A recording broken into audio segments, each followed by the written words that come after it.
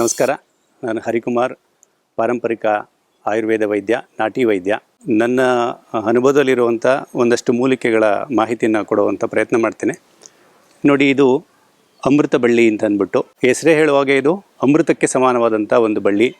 ಇದರಿಂದ ಮೂಲ ಆಯುರ್ವೇದದಲ್ಲಿ ಏನು ಹೇಳುತ್ತೆ, ಪಾರಂಪರಿಕ ಆಯುರ್ವೇದದಲ್ಲಿ ಏನು ಹೇಳುತ್ತೆ ಅಂತಂದರೆ, ಸರ್ವರೋಗಗಳ ನಿವಾರಣೆಗೂ ಪ್ರತಿಯೊಂದು ಕಾಯಿಲೆಗೂ ನೀವು ಅಮೃತ ಬಳ್ಳಿಯನ್ನು ಬಳಸಬಹುದು ಅಂತ. ಇದು ಜನಜನಿತವಾಗಿ ಗೊತ್ತಿರ್ತಕ್ಕಂಥದ್ದು. ಮಧುಮೇಹಕ್ಕೆ ಎಲೆಗಳನ್ನು ತಿನ್ನುವಂಥ ಒಂದು ಅಭ್ಯಾಸ ಸಾಕಷ್ಟು ಜನರಲ್ಲಿದೆ. ಅದಲ್ಲದೆ ಎಲ್ಲ ಕಾಯಿಲೆಗಳಿಗೂ ನಾವು ಇದನ್ನು ಬಳಸಬಹುದು. ಸೊ ಇದು ಅಮೃತ ಬಳ್ಳಿಗೆ ಸಂಬಂಧಪಟ್ಟಂಥ ವಿಚಾರ. ಸೊ ಅದು ಯಾವುದೇ ಕಾಯಿಲೆ ಇರಲಿ, ಅಮೃತ ಬಳ್ಳಿಯನ್ನು ಬಳಸಿ, ಬೇರೆ ಮೂಲಿಕೆಗಳನ್ನು ಬಳಸಿ ಅದರ ಜೊತೆಗೆ ಅನುಪಾನವಾಗಿ ಇದನ್ನು ಬಳಸ್ಕೊಂಡು ಔಷಧಿಗಳನ್ನು ಮಾಡಬಹುದು. ಇದು ನೋಡಿ, ಉತ್ತರಾಣಿ ಗಿಡ ಅಂತ ಅಂದ್ಬಿಟ್ಟು ಇದನ್ನು ಸ್ತ್ರೀ ರೋಗಗಳ ಸಮಸ್ಯೆಗೆ ಕಷಾಯ ಮಾಡಿ ಕುಡಿಬೋದು. ಹಸಿದನ್ನು ತೊಗೊಂಡೋಗಿ ಕಷಾಯ ಮಾಡಿ ಕುಡಿಬೋದು, ಅಥವಾ ಇದನ್ನು ಒಣಗಿಸಿ ಪೌಡ್ರು ಮಾಡಿಕೊಂಡು ಕಷಾಯ ಪೌಡ್ರ್ ಥರ ಮಾಡಿಕೊಂಡು ಬಳಸ್ಬೋದು. ಒಂದು ದಿನದಲ್ಲಿ ಬೆಳಗ್ಗೆ ಖಾಲಿ ಹೊಟ್ಟೆಯಲ್ಲಿ ಹೆಣ್ಮಕ್ಳು ಅವ್ರಿಗೆ ಯಾವುದೇ ಸಮಸ್ಯೆ ಇರಲಿ, ಆರೋಗ್ಯದ ಸಮಸ್ಯೆ ಇರಲಿ, ಅದನ್ನು ಒಂದು 2 ಗ್ರಾಮ್ ಚೂರ್ಣವನ್ನು ಒಂದು 150 ml ನೀರಲ್ಲಿ ಹಾಕ್ಕೊಂಡು ಕುದಿಸಿ ಕುಡಿತಾ ಬಂದರೆ ಒಂದು 7 ರಿಂದ 21 ದಿವಸ ಈ ಕೆಲಸ ಮಾಡಿದರೆ ಅವರ ಇರುವಂಥ ಸಮಸ್ಯೆಗೆ ಪರಿಹಾರ ಸಿಕ್ಕುತ್ತೆ. ಇದು ಲೆಮನ್ ಗ್ರಾಸ್ ಅಂತ ಕರೀತಾರೆ, ಅಥವಾ ನಿಂಬೆ ಹುಲ್ಲು ಅಂತ ಕರೀತಾರೆ.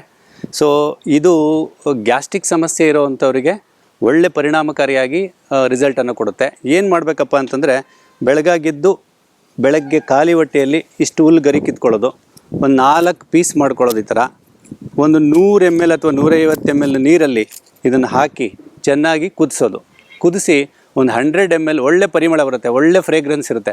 ನಿಧಾನವಾಗಿ ಅದನ್ನು ಕುಡಿಯೋದು. ಇಷ್ಟು ಮಾಡ್ತಾ ಬಂದ್ರೂ ಗ್ಯಾಸ್ಟ್ರಿಕ್ ಸಮಸ್ಯೆಯನ್ನು ಪರಿಹರಿಸ್ಕೊಳ್ಬಹುದು.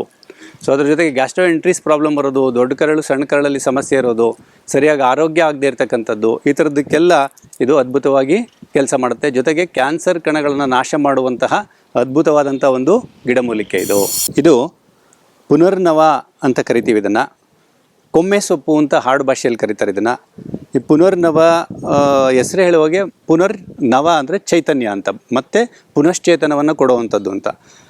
ನರರೋಗಗಳಲ್ಲಿ ಮತ್ತು ನರ ಸಂಬಂಧಿ ಸಮಸ್ಯೆಗಳಲ್ಲಿ, ನರದೌರ್ಬಲ್ಯದ ಸಮಸ್ಯೆಗಳಲ್ಲಿ, ಆಫ್ಟರ್ ಪ್ಯಾರಾಲಿಸಿಸ್ ಅಂತ ಏನು ಹೇಳ್ತೀವಿ, ಲಕ್ವ ಆದಂಥ ನಂತರ ದೇಹಕ್ಕೆ ಚೈತನ್ಯ ಬೇಕಾಗುವಂಥ ಎಲ್ಲ ಚೈತನ್ಯವನ್ನು ಈ ಪುನರ್ನವ ಕೊಡುತ್ತೆ.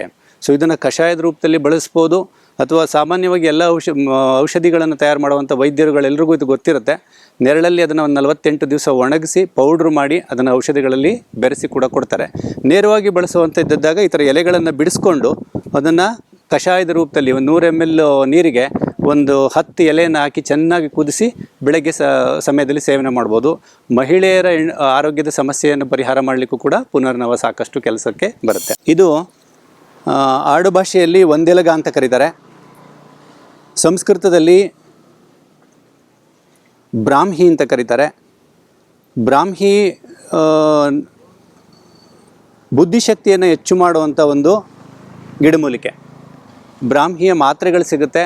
ಬ್ರಾಹ್ಮಿ ಹಸಿ ಎಲೆಯನ್ನು ಕೂಡ ನಾವು ಮಕ್ಕಳಿಗೆ ಬೆಳಗ್ಗೆ ಎದ್ದು ಖಾಲಿ ಹೊಟ್ಟೆಯಲ್ಲಿ ಒಂದು 2 ಎಲೆ 3 ಎಲೆ ತಿನ್ನಿಸೋವಂಥ ಪ್ರಯತ್ನ ಮಾಡಿದರೆ ಆ ಮಕ್ಕಳಿಗೆ ಬೇಗ ಶೀತ ನೆಗಡಿ ಆಗುವಂಥದ್ದು ನಿಲ್ಲುತ್ತೆ. ಶ್ವಾಸಕೋಶದ ಸಂಬಂಧಿ ಕಫ ಆಗುವಂಥದ್ದು ನಿಲ್ಲುತ್ತೆ. ಆವಾಗಾಗ ಜ್ವರ ಬರುವಂಥದ್ದು, ಈ ಥರದ್ದೆಲ್ಲವನ್ನು ಕೂಡ ತಡಿಲಿಕ್ಕೆ ಸಾಧ್ಯ. ಮೆಮೊರಿಗಂತೂ ಇದು ನಂಬರ್ 1 ಮೆಡಿಸನ್ನು. ಸೊ ಬುದ್ಧಿಶಕ್ತಿ ಮತ್ತು ಜ್ಞಾಪಕ ಶಕ್ತಿಯನ್ನು ವೃದ್ಧಿ ಮಾಡುವಂಥ, ರೋಗ ನಿರೋಧಕ ಶಕ್ತಿಯನ್ನು ಜಾಸ್ತಿ ಮಾಡುವಂಥ ಚೈತನ್ಯ ಅದರಲ್ಲಿದೆ. ಇದನ್ನು ಸಾಮಾನ್ಯವಾಗಿ ಜನರು ಏನು ಅಂದ್ಕೊಳ್ತಾರೆ ಅಂದರೆ ಶೀತ ಆಗಿಬಿಡುತ್ತೆ ಬೇಗ ಅಂತ. ಶೀತ ಆಗಲ್ಲ, ಅದು ಆ್ಯಕ್ಚುಲಿ ಉಷ್ಣಕಾರಿನೇ. ಉಷ್ಣವೂ ಅಲ್ಲ, ಶೀತವೂ ಅಲ್ಲ, ಶೀತೋಷ್ಣವಾಗಿ ಕೆಲಸ ಮಾಡುತ್ತೆ. ಆದ್ದರಿಂದ ಇದನ್ನು ನಾವು ಎಲ್ಲರೂ ಇದನ್ನು ಬಳಸೋದು ಬಹಳ ಉತ್ತಮ. ಇನ್ನೊಂದು ಅತ್ಯಂತ ಉಪಯುಕ್ತವಾದ ಮಾಹಿತಿ ಏನಪ್ಪ ಅಂತಂದರೆ, ಇವತ್ತೇನು ಹೆಚ್ಚು ಜನಗಳು ಬಳಲ್ತಾ ಇದ್ದಾರೆ ಹೈಪೋಥೈರಾಯ್ಡಿಸಮ್ ಅಥವಾ ಹೈಪರ್ ಥೈರಾಯ್ಡಿಸಮ್, ಅದನ್ನು ನಾರ್ಮಲ್ಗೆ ತರಲಿಕ್ಕೆ ಒಂದು ಒಳ್ಳೆಯ ಮೂಲಿಕೆ ಇದು. ವೈಜ್ಞಾನಿಕವಾಗಿ ಹೇಳಬೇಕು ಅಂತಂದರೆ, ಥಲಾಮಸ್ ಮತ್ತು ಹೈಪೋಥಲಾಮಸ್ ಗ್ರಂಥಿಗಳೇನಿದೆ ಅದರ ಮೇಲೆ ನೇರವಾಗಿ ಪರಿಣಾಮವನ್ನು ಬೀರಿ ಆ ಸ್ಟ್ರೆಸ್ಸನ್ನು ಕಡಿಮೆ ಮಾಡಿ, ಸೊ ಥೈರಾಯ್ಡ್ ಗ್ಲ್ಯಾಂಡನ್ನು ಆರೋಗ್ಯಕರವಾಗಿ ಇಟ್ಕೊಳ್ಳುವಂಥ ಕೆಲಸವನ್ನು ಬ್ರಾಹ್ಮಿ ಮಾಡುತ್ತೆ. ಸೊ ಹಾಗಾಗಿ ಹೆಣ್ಣು ಮಕ್ಕಳು ಮತ್ತು ಮಕ್ಕಳು ತಪ್ಪದೇ ಬ್ರಾಹ್ಮಿಯನ್ನು ಬಳಸಬೇಕು. ಕಷಾಯದ ರೂಪದಲ್ಲಾದರೂ ಬಳಸ್ಬೋದು, ಇಲ್ಲ ಪೌಡ್ರನ್ನು ಮಾಡ್ಕೊಂಡಾದರೂ ಬಳಸ್ಬೋದು, ಇಲ್ಲ ಮಾತ್ರೆಗಳು ಸಿಕ್ಕುತ್ತೆ ಅದನ್ನಾದರೂ ಕೂಡ ಬಳಸ್ಬೋದು. ಇದು ಕಾಡು ತುಳಸಿ ಗಿಡ, ಎಲ್ಲಂದರಲ್ಲಿ ಬೆಳೆಯುತ್ತಿದ್ದು. ಇದರ ಅದ್ಭುತವಾದಂಥ ಒಂದು ಔಷಧೀಯ ಗುಣ ಏನಪ್ಪ ಅಂತಂದರೆ, ನೋವು ನಿವಾರಕವಾಗಿ ಕೆಲಸ ಮಾಡುತ್ತೆ. ಸೊ ಇದನ್ನು ನೋವಿನ ಎಣ್ಣೆಗಳಲ್ಲಿ ಬಳಸ್ಬೋದು, ಅಥವಾ ಅತಿಯಾದ ಬಾವು ಅಥವಾ ಊತ ಬಂದಿದ್ದರೆ ಈ ಸೊಪ್ಪನ್ನು ಕಿತ್ಕೊಂಡೋಗಿ ಚೆನ್ನಾಗಿ ಅದನ್ನು ತೊಳೆದು ಒಸಕಿ ಸೊ ಅದನ್ನ ಏನು ಮಾಡಬೇಕು, ರಸ ತೆಗಿಬೇಕು. ಆ ರಸವನ್ನು ಹಚ್ಚುವಂಥದ್ದು. ಸೊ ಎಲ್ಲಿ ನಮಗೆ ಬಾವು ಬಂದಿದೆಯೋ ಅದ್ರ ಮೇಲೆ ಹಚ್ಬೋದು. ಇಲ್ಲಾಂದರೆ ಎಣ್ಣೆ ನೋವು ನಿವಾರಕ ತೈಲಗಳನ್ನು ತಯಾರು ಮಾಡುವಾಗ ಇದನ್ನು ಪೌಡ್ರು ಮಾಡಿಕೊಂಡು ಅಥವಾ ಎಣ್ಣೆಯಲ್ಲಿ ನೇರವಾಗಿ ಇದನ್ನು ಹಾಕಿ ಕುದಿಸಿ ಸೊ ನೋವು ನಿವಾರಕ ತೈಲವನ್ನು ಕೂಡ ತಯಾರು ಮಾಡ್ಬೋದು. ನೋವು ನಿವಾರಕವಾಗಿ ಅದ್ಭುತವಾಗಿ ಕೆಲಸ ಮಾಡುತ್ತೆ. ನೋಡಿ, ಇದು ಜಿಂಕೆ ಮೇವು ಅಂತ ಕರಿತೀವಿ ನಾವು ಸಾಮಾನ್ಯವಾಗಿ ಹಾಡು ಭಾಷೆಯಲ್ಲಿ. ದೊಡ್ಡದಾದ್ಮೇಲೆ ಅದನ್ನು ಮುಟ್ಟಿದ್ರೆ ಒಂದು ಸ್ವಲ್ಪ ಅಂಟು ಥರ ಇರುತ್ತೆ, ಪಿಂಕಿಶ್ ಆಗಿ ಹೂ ಬಿಡುತ್ತೆ. ಇಷ್ಟೇ ಎತ್ತರ ಬೆಳೆಯೋದು ಗಿಡ. ಸೊ ಇದು ನರದೌರ್ಬಲ್ಯದ ಸಮಸ್ಯೆಗೆ ಮತ್ತು ವೀರ್ಯಾಣುಗಳ ವೃದ್ಧಿ ಮಾಡೋದಕ್ಕೆ ಒಂದು ಅತ್ಯದ್ಭುತವಾದಂತಹ ಮೂಲಿಕೆ. ಸೊ ಇದನ್ನು ಪೌಡ್ರು ಮಾಡಿ ಕಷಾಯದ ರೂಪದಲ್ಲಾದರೂ ಬಳಸ್ಬೋದು, ಅಥವಾ ನೇರವಾಗಿ ಒಂದು 2-3 ಕಿಡಿಯನ್ನು ಬಾಯಲ್ಲಿ ಹಾಕ್ಕೊಂಡು ತಿನ್ಬೋದು. ತುಂಬ ಚೆನ್ನಾಗಿರುತ್ತೆ ಇದು. ಸೊ ಅದು ತಿನ್ನೋಕ್ಕೂ ಕೂಡ ಚೆನ್ನಾಗಿರುತ್ತೆ.